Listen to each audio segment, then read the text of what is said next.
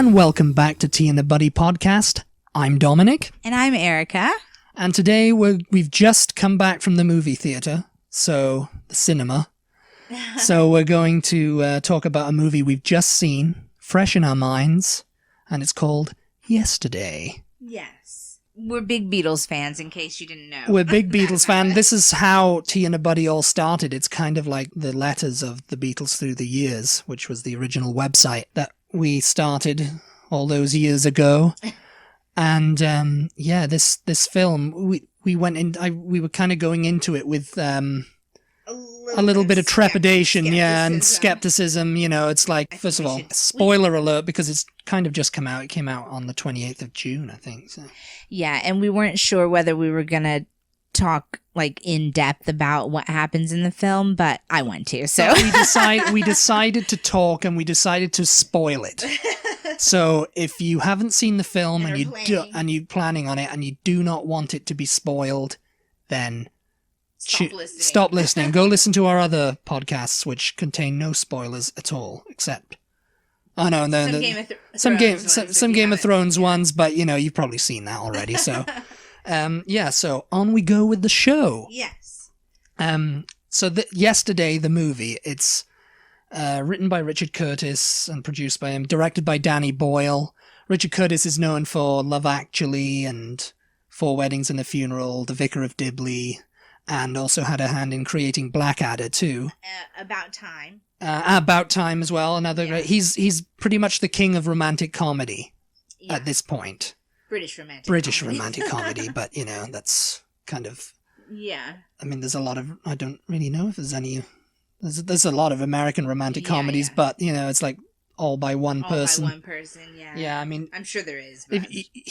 So this film has all his hallmarks, you know, all his like go-tos and stuff. There's I think definite like little Love Actually moments. Yeah, Love Actually, definitely. Yeah.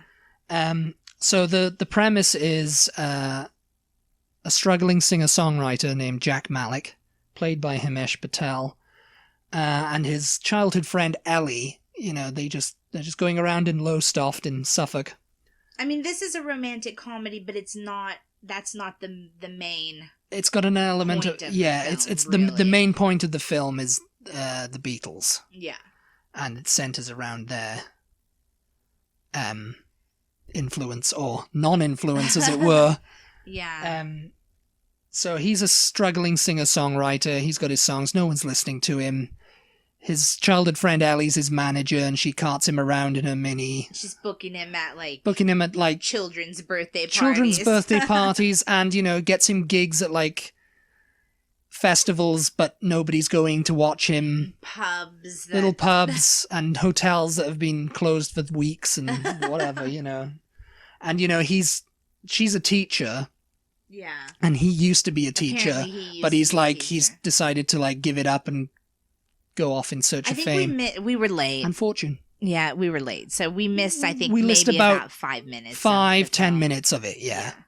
I think. I didn't even think 10. But we didn't miss the point that kicks off the whole film. Right. He gets out of the car and, you know, after, you know, giving it up, and he wants to go back to teaching, and he's done with music, and he's cycling home, and all of a sudden, all over the world, for 12 seconds or thereabout, there's a global blackout. Yeah. Everything goes dark. And he's looking around, he doesn't know what's going on, he's cycling, and he gets hit by a bus in the blackout. And he knocks 2 of his teeth out, he's in hospital, and he awakes, and Allie's there, and he makes a joke about, will you still need me when I'm 64? And she's like, what are you talking about? Why 64? And he's like, what do you mean, why 64? But she's gone. And he gets discharged from hospital, and, you know, she's taking him home, and he mentions the Beatles again, and she's like, the what? But he doesn't, he's just like, what, you know? Yeah, he thinks she and his friends are just winding him up and like taking it too far and not letting it go. They're just winding him up and not letting it go. Yeah. Because they do all this like, oh, welcome home and hope you're on the mend and stuff. And she joke gifts, but she buys him a guitar, and so he starts to sing Yesterday on it. Yeah, right. And they're all like, oh, when did you write that? Yeah, it's a great song. It's such a great song. It's echoing Goodnight Sweetheart, if anybody has ever seen that. It was a similar premise, but he actually goes back in time to the 1940s before all these songs have been written. So he's got a bit of a past there. But he sings it, and, everybody's like, oh, that's a great song, And he's like, I didn't write it. Paul McCartney wrote it, the Beatles. And I'm like, yeah, what? Yeah, it's like, who? It's not Coldplay, is it? That's one of the jokes. It's not Coldplay, is it? And he's like, no, it's not Coldplay. It's a great bit of art. Oh. And they're all like, okay, big head, calm down. And he's just like, so I can't remember, something else happens that makes him think that nobody, that. Well, I think he just figures out, like, they wouldn't carry this joke on because it went through the day and it's nighttime now. And it's nighttime and now. And it's just like they wouldn't carry this on. They wouldn't carry this on for this long. There's something going on here. Yeah. And so he goes home and he does a Google search, and of course, typing in the Beatles only brings up the bug. Yeah.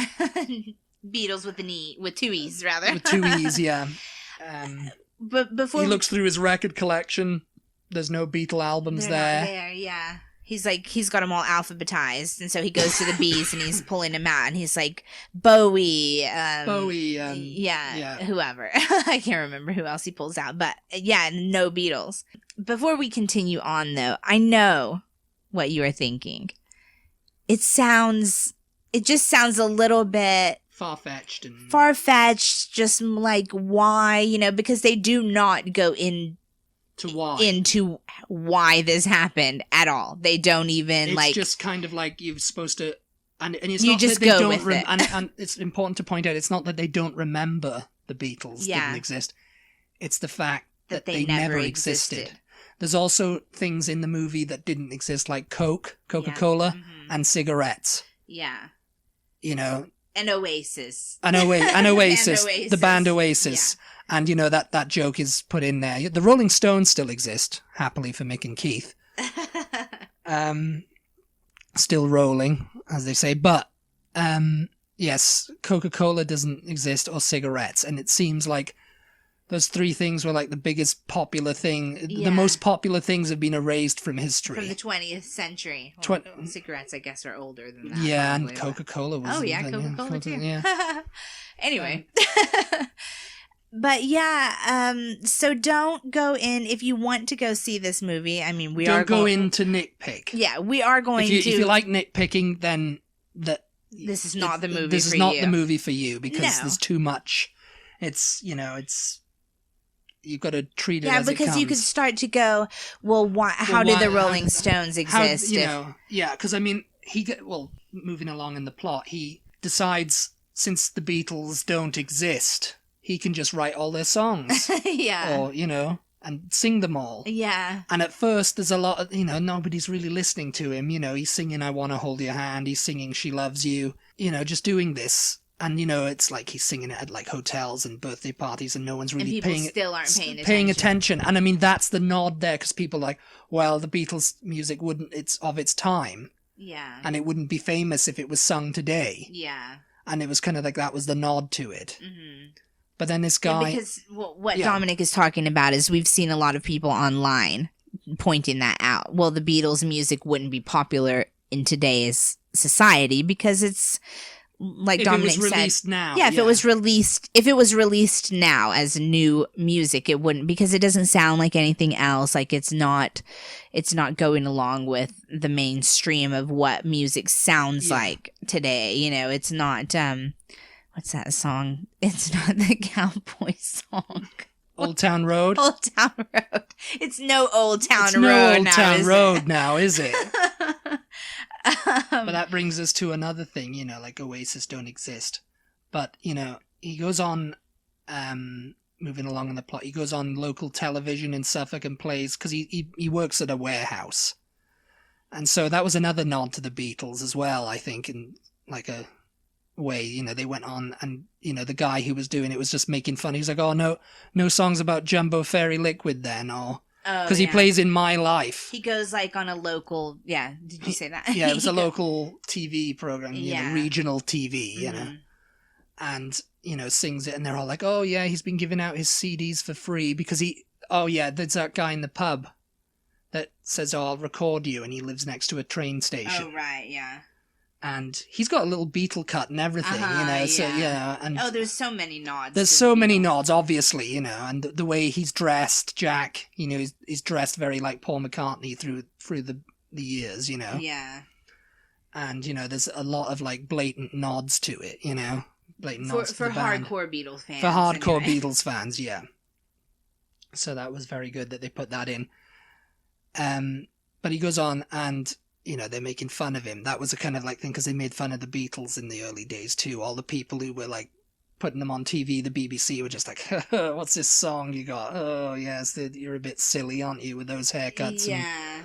And, it's just like they were laughed off mostly. But he does In My Life on that. He does In My Life on that show, and apparently Ed Sheeran lives locally. Ed Sheeran was watching and he lived locally and he called him up and of course he thinks, oh yeah, it's just someone winding me up, Yeah. And there's another plot hole. How would Ed Sheeran exist? How would Ed Sheeran be the biggest pop star without the Beatles, Yeah.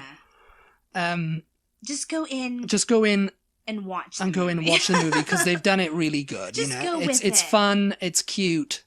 Don't think like, oh, well, if the Beatles never existed, this wouldn't exist either. Or if Coca-Cola didn't exist, then why is Pepsi still there? Just like, people, when we were reading about that, I was going a little bit in my mind, I don't know, seems weird, But it's all kind of woven into the plot. It really lovely. Works. It's very fun. lovely. It's cute. It's sweet. It's cute. It's sweet. Yeah. So anyway, Ed Sheeran's there.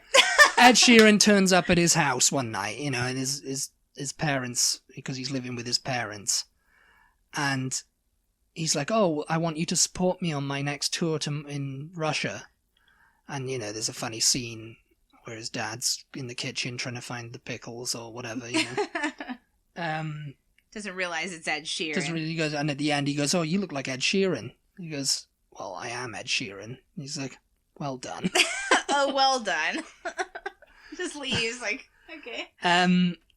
So yeah, he goes to Russia and there's this, he plays and everybody loves Back in the USSR because everybody's like, "How did you come up with that on the plane on the way over?" He's like, "Well, I thought I'd write a song about Russia."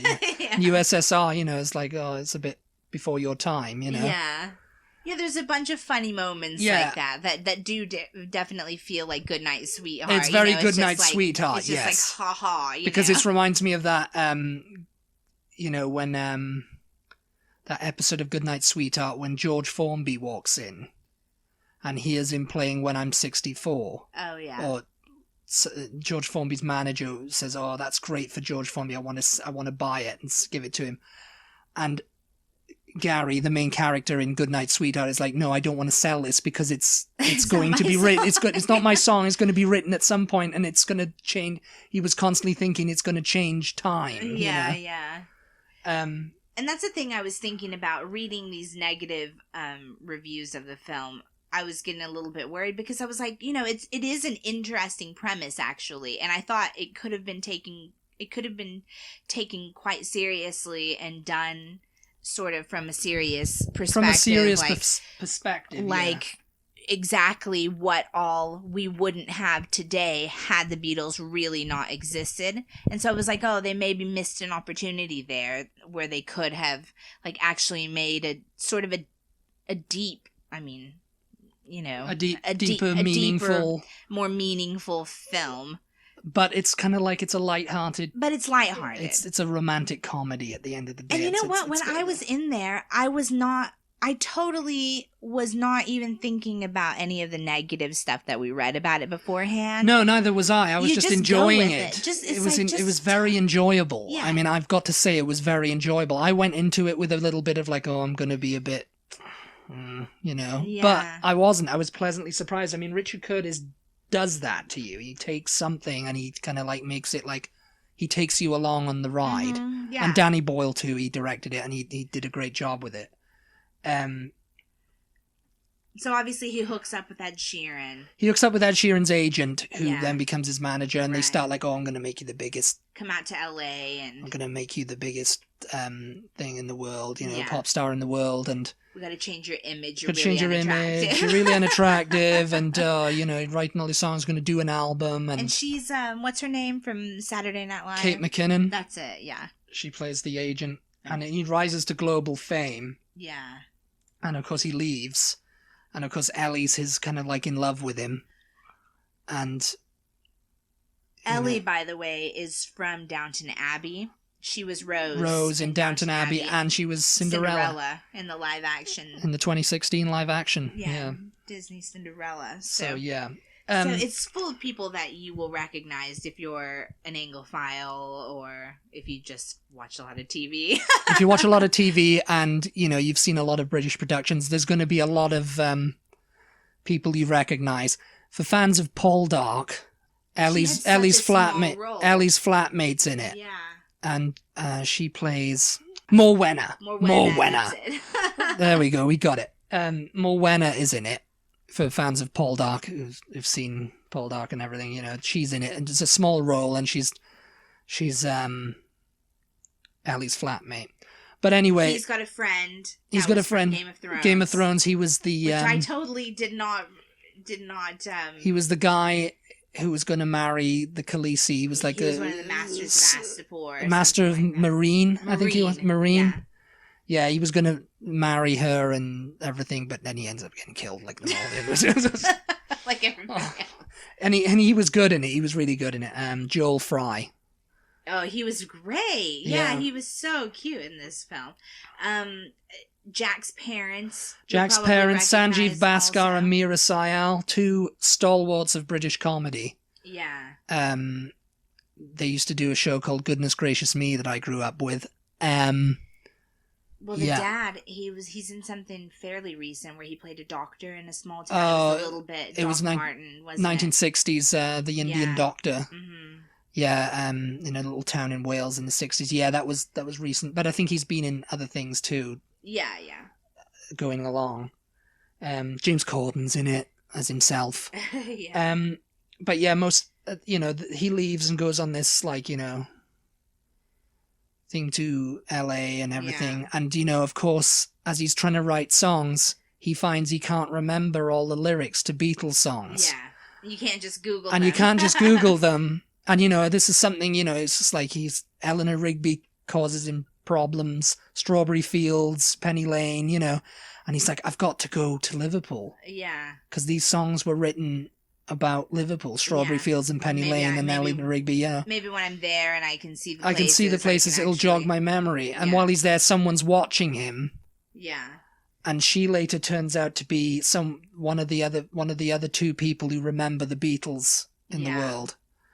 And, you think, they're angry with him, you know.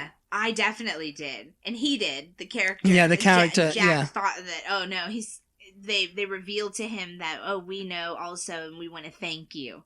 For keeping their music. And it was like a really great scene. And he just goes, "Oh God, I thought you were gonna arrest me or something." And it's just like they say, "Oh yeah, being for the benefit of Mr. Kite," I did too. I thought they were going to be really angry with him and like, oh, how can you do this? Or how can you do that? And it's just like, well, no one else remembers them. So, and the woman hands him a piece of paper and she says, did a lot of digging. But I think you should go see him. Yeah. And we were all like in the thing. It's like, oh, it's, he's driving there in the taxi. It looks like it's at the edge of the world. Edge of the world.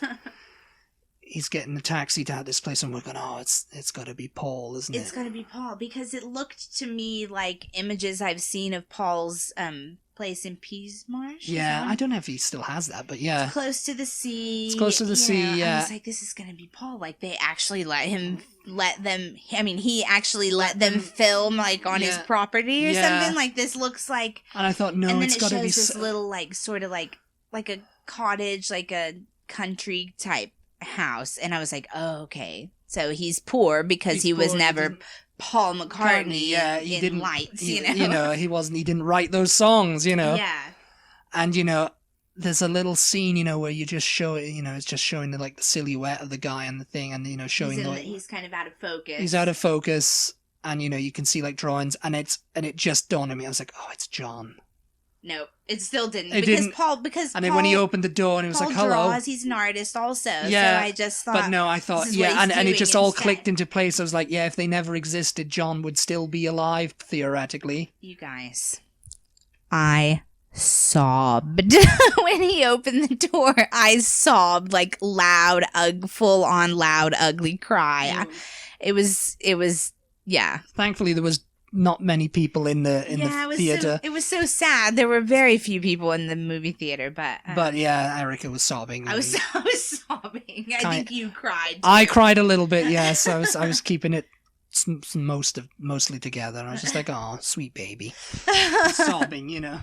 Yeah, I was like, I was just so blindsided. I it's kind of like, oh God, you know. I was like, so certain it was going to be Paul, and I was kind of dreading it but because I know he's couldn't a terrible. Be anyone else. He's a terrible actor. You know, I was just like, oh no, they got Paul, and he's going to come in. He's a terrible actor. He's got to play. Well, I don't think Paul can play anyone but the Paul that has written all those songs and everything. So if they've gotten him to play him, like, oh, I'm a poor man, you know. Yeah. I'm just, you know. Yeah, but that's what I was dreading it. And of course, it wasn't John. Obviously, it wasn't the real John Lennon, because that would have been a hell of a bloody scoop for Richard Curtis.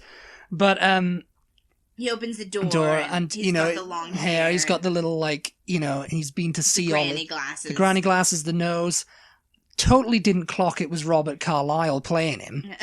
I mean, the accent was off, but, you know. Yeah, the accent didn't sound anything. But, you know, he did a really good job, I think, because it was just kind of like, oh, yeah, this would have been John, you know. Who knows this could have been how he did, because I was too busy, like trying to silently sob.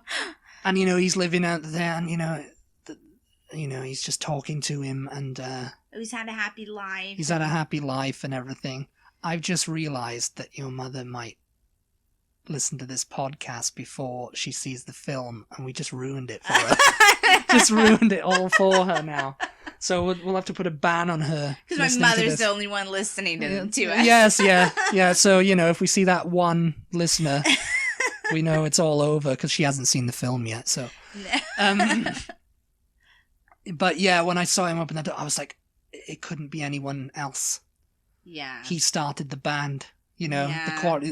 They came out of the Quarrymen, you know? Yeah. It was his drive, really. I mean, Paul too, George, Ringo, you know, Pete Best. Everyone else, Brian Epstein, you know, they're all integral, but it was John at the heart of it. And I was like, they really did a good job with that. Yeah. Because it was just like, yeah. And, you know, he was just like, and the character's just like, oh, what have you done, you know? Jack, he's sitting there talking to him, and he's just like, what have you done? Well, yeah, because I've sailed around the world, I've had a happy life, you know? Yeah. It was just kind of like to make peace with himself, you know, like, I've stolen all your songs, you should have written all these songs, you know? What kind of life have you had since you didn't do this? I had a happy one, you know? Yeah. Oh, I was very happy, I loved a woman, but I lost her. And I lost her, and, you know, and, you know, I'm out here on the thing, you know, and it was just really good. And he asks him, and it's going to make me cry again. He asks him, how old are you? He's like, how old are you? Yeah, how old are you? Because he's just talking to him, and then he realizes, wait, yeah, how old are you? And John goes, I'm 78. Yeah. And he goes, 78. Oh, that's brilliant. He's like, you made it to 78. Yeah, I'm so, yeah. Yeah, can I have a hug? Yeah, yes. But he said, oh, I'm 78. And he's just like, 78. Oh, God, you know, this is great, you know. And I was just like, oh. I mean, really, yeah. I mean... Yeah, but he asks him for a hug, and obviously John Lennon in the movie is just like... Why do you want a hug from me? I don't know you. I don't even know. I'm not even sure why you're here, asking me all these questions. A very strange man. You know, he hasn't had the experiences that the other John Lennon would have had, you know. Yeah. But yeah, it was just really well done. And because Dominic and I were speculating. Okay, so who was the woman that he loved and lost? Was it Yoko? Dominic said Yoko. I said, oh no, it would have been Cynthia because he wouldn't have met Yoko. But then it's like, well, maybe he wouldn't have even met Cynthia. We don't know what path his life took. It could have been anyone. Yeah. I mean, he had a little dog. He was drinking his tea. He was, he seemed, and he had his little beanie hat on, and like he was an old sailor. Yeah. He'd sailed around the world, he'd had all which was another brilliant thing, because if you're a Beatles fan, if you're a hardcore Beatles fan, you know that John Lennon's dad in actual life was a sailor. Yeah. So it's very plausible that maybe he might have taken up that life, Yeah, especially living in Liverpool and And it looked like he was in Ireland. They didn't say, I don't think, in the film. Oh, yeah, that's another thing that we talked about. Yeah, it looked like he was living in Ireland, and, he was just kind of retired. Which is what John said he wanted to do as an old man, was live in a cottage by the sea in Ireland. And it looked like that. Ugh, yeah. And, and basically, Jack, at this point, going backwards in the movie, Ellie, he realizes he loves Ellie. Yeah. But she's like, no, you've got a career. Yeah. Go chase that. Yeah. It's either me or the career, but I've always loved you. Yeah. And he's just like, oh, well, go chase, and John tells him, go chase her, go get her. And so he ends up doing that, He had already, at this point, he had already come clean to everyone, I think, hadn't he? Oh no, maybe not yet. No. He goes to Wembley. That's it. Yeah. No, he does a gig on. That's right. He does a gig on the. No, he did the gig on the roof of this hotel. Yeah, that's another point. Yeah, there's so many Beatles references. Yeah. And then he did. Ed Sheeran says, "Oh, do a gig at I'm playing at Wembley. At Wembley. Come play." And everybody's watching him. And so he does all the songs, and then confesses to everyone, these songs aren't mine. They were written by John Lennon, Paul McCartney, George Harrison, Ringo Starr, the Beatles. And it's like, what? It was like, oh, what are you talking about? And he's that's another thing you could kind of go, because everybody was kind of just like, oh, they don't know who they are. Yeah, they don't know who they are, but they accepted that he's telling the truth. And then he tells Ali he loves her. And then he releases the album for free because he's like, I'm not going to make any money off of this. This is not mine to make money off of. I just want these songs to remain in the world. And these songs should remain in the world. And, that's it. He's screwed over the record company who's pissed off at him and everything. But he goes off with Ellie and they marry. Yeah. And they have everything's kind of going back to normal. He feels better now. And, he wakes up the next day and he says, feel like Harry Potter after he defeated Voldemort. Yeah. And Ellie's like, who's Harry Potter? Just kind of like, never mind. Yeah. I mean, the most, as I said, it's the most famous things in the world, Yeah. The biggest pop culture things are just seemingly been erased from history. Yeah. But yeah, I mean, it's a great movie. I mean, everybody should just go see it. If you're a Beatles fan, even if you're not, and you just enjoy a romantic comedy, it's really good. And pop culture references. And maybe it'll get you into the Beatles. Maybe it will. Yeah, maybe if you're not a Beatles fan, then this might make you a Beatles fan. You might want to go back and revisit the pop culture phenomenon that they were. Another thing that we read before we went into this film was that a lot of people were talking about, or was it you? It was just you, maybe, actually, that was a little bit annoyed because the film was sort of saying that the Beatles' music would be famous with or without the actual. The actual people. I was saying that, but a lot of other people were saying it too. I was kind of like, they're not taking into account that it's not just the songs. Right. It's the people who wrote them. Right. And, it's like, how would he get so famous off of these songs? But watching the film, it kind of made sense to me. He was a product. Yeah. He was writing songs. They were good songs. You know, they were good songs. And they were really pushing him. They were really pushing him, and they didn't sound so 60s. I mean, you know, like Help, for instance, sounded more rocky. Rock, yeah. And there was a lot of more acoustic in Like I Saw Her Standing There and stuff like that. Yeah, more Ed Sheeran-y. Ed Sheeran-y type things, yeah. So, you know, it was kind of like with a 21st century tinge on it. Mm-hmm. So I can see now, you know, like, oh yeah, you know, that's how they got famous, but... Yeah. You know, it's like the Beatles were of their time. You know, it's like people, oh yes, the Beatles were of their time. They couldn't have been famous. They couldn't have happened at any other point in history except the 60s, you know? Yeah. And that's true. I mean, obviously it happened and here we are, you know? You know, I really wonder if Paul watches things like this that are vaguely to do with the Beatles, or I mean, this isn't vaguely. This is pretty much the whole film was to do with them, centered around them. But I wonder if they got permission. Danny Boyle apparently sent them, and they all received the blessings and everything. Cost them about $10 million to get the rights to use the songs. That is But yeah, apparently Ringo had a lovely reply. I don't know what it was, but Ringo. That's good. I hope they watched it, and I hope they like it. And I mean, it was definitely a love letter to the Beatles, I think. Yeah. I wonder if they sobbed the John part. I mean, it couldn't have been anyone else, really, you know. But anyway, if you go see this, just go with it. Just go with it, yeah. Turn off your mind, relax and float downstream. Yeah. And enjoy it. Yeah, and then let us know. If you have seen it, or if you plan on seeing it, or if you listen to this podcast and then go see it, let us know. We want to know what you thought of it. Yeah. We've spoiled it for you, but we totally spoiled it. But it's good. It's you'll love it anyway, so. Yeah, I mean, just go watch it. I mean, obviously we didn't mention everything. Everything, no, we didn't go through the whole thing. I mean, sort of the main points. The main points, but yes. But yeah, let us know on our Facebook group. We're T-Butty. We are T-Butty, TEABUTTY on Instagram, Twitter, and Facebook. We do have a Facebook page, but you can communicate with us better on the group. So like the page. There's links on our website. Join the group, yeah. tandabuddy.com. tandabuddy.com, yeah.